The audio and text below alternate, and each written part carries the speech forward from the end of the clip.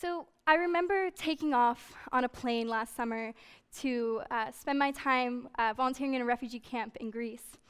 And I remember sitting on the plane and thinking about what my friends and close family had said to me right before I left. And a lot of it was, Claire, please be safe, and be careful, and travel safely. And when I got there, I had no idea the kind of connections I would make. And actually, I want to tell you the story of 5 boys who I ended up being closest with before I left. And 4 of them are from Syria, and 1 is from Iraq. And they hadn't known each other before they got there, but they act like brothers, and they call each other brothers. And after playing lots of soccer and going out to several lunches, they had called me their sister by the end of my trip. And I remember exactly my last night there. We had stayed up till sunrise, and we watched the sun rise over Turkey because the island's right on the coast. And one of the boys looked at me, and all of them are Muslim, and he asked me, "Can I pray for you?" And it was this astounding moment because I had never been prayed for before. And I was like, "Yes, of course, thank you so much, but can you tell me why?" And he was like, "Well, we treat you like our sister, and you're flying away in the morning, and I just want you to be safe, be careful, and travel safely home."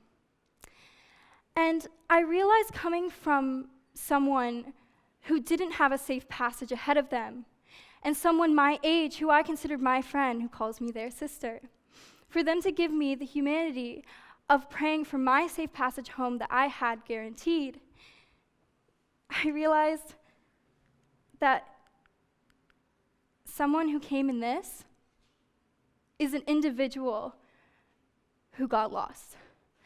And got lost in ways that doesn't reflect how we see them in a negative light, but instead how we can empathize and understand their situation. So many people lose security by stepping on these boats. Each of those 5 boys, my friends, had to step on one of those boats to be able to get and not know where they were going to go. And just to put it in perspective, I think the way we look at refugees is that they're independent and they become extremely self-sufficient after all that they've gone through. And I think, to give a good example, I met this one boy from Congo, and I worked a lot in the children's projects there, and he's 10 to 11 years old, and everyone knows him. Everyone knows him. He causes the most havoc in the camp. He will come tug on your hair, and he causes every project of yours to have problems. And I also see this volatile temper in him. And a lot of volunteers don't like him, and they don't like working with him. But then you also see this side of this kid who instead comes up and hugs you and asks how your day is and is kind to you. And so one time, there's this one volunteer that's really good at working with him, and I asked, what's his story? Like, how did he get here? It's just like this young kid. And he was in a family camp, so I assumed he was with his parents. But I learned how independent you have to become as a refugee when a 10 to 11-year-old boy left his home without his parents and traveled through the north of Africa and decided to step on a boat and find his way to Lesbos. No one asked him along the way if he had eaten that day, if he drank something, or how he even felt about being away from his parents. And by volunteers not having the patience with him, I had to remind myself that I wasn't, too, giving him that attention. I wasn't paying attention to how he was feeling. And so I think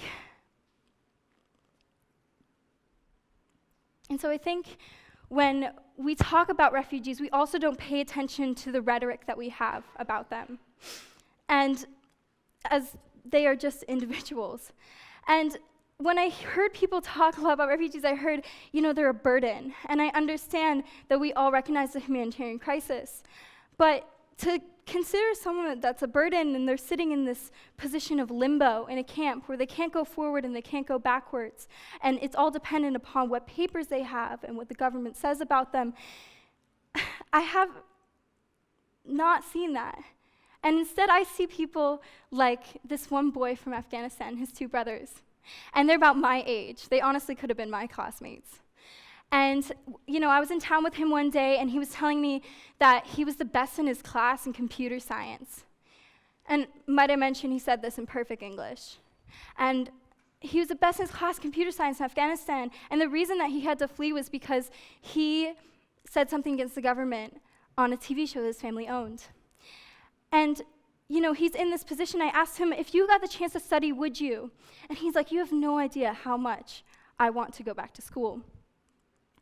And also, in his free time, since he's not in education, what he actually does is him and his two brothers make documentaries that explain the situation, how people feel in these camps. They go through and they put names and faces in their documentaries, and they still themselves live in the camp. And they've borrowed material from town and created themselves as a place in the community. And they live here. And when reporters go, and I heard when I was there that PBS was doing a documentary on Lesbos, and I watched it afterwards, right before this TED Talk, and I noticed that they went to this pile of life jackets that I showed earlier, and everyone talks about the distress and the disruption of the situation, but no one talks about this. No one shows stories like this. And what is this? This is a project that was started and continues to run by refugees. About every week, a bunch of refugees and volunteers together go and collect life jackets, bring them down to the center of town, wash them, and create this activist project to be able to tell people their story and create something from what everyone in the news considers to be hopeless and a symbol of hopelessness into something new. And in fact, all the proceeds that go to these are given to the people that make them, or else people that are refugees that are trying to tell their story and create work for themselves, to feed their family or give them a little bit of extra money and feel normal. And so, I came back, and I'm so grateful that I have the chance to talk about this with TEDx, because I thought about how I would tell these stories and how people might be able to understand these characters I was saying. And I realized, even with my own friends, that it was so difficult to explain how,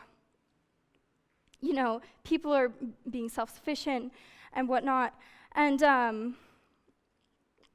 realized that I really didn't give anything when I went substantially to the refugees. And I felt this pit in my stomach, like I hadn't given anyone asylum. I couldn't give them a ticket to go see their family. I couldn't give them things that were essential. However, what I did give and what I found was that I lost and I left a piece of myself on Lesbos to find solidarity with refugees. I gave them hope that you can make friends all around the world in a place where you've lost almost everything that is your support network. We gave each other a connection that came from two extremely different cultures, perhaps, but in the same sense, in a place that they cannot move, in limbo, you gave something that can grow into something good. And I think if we change the conversation about the refugee crisis into seeking solidarity, and for people to not be so fearful of going and helping refugees thinking they can't do anything, you in fact do.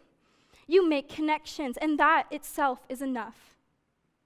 Because what you do is that you give someone the right to feel like they're a part of a community again, and feel as though they can continue giving and going forward in their own life without having the idea that they're a lost cause by everyone else in the world.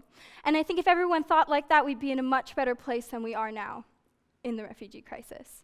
And so I encourage you to try and find yourself in a conversation with people talking about refugees, and try and find ways to express solidarity. And instead of saying, oh, how sad, oh, how pitiful, instead express how there are people that are strangers and friends and brothers and people that, even for me, call me their sister after barely knowing them. And because of that, I challenge you to find solidarity and think of the refugee crisis in a way that is an opportunity for all of us to have patience and pay attention. So I want to finish with just this idea that we have in the camps. And it's on Lesbos. Before you leave, nobody really says goodbye between refugees and volunteers. We instead exchange contacts, look at each other, and say, you know what? I'll see you soon. Thank you.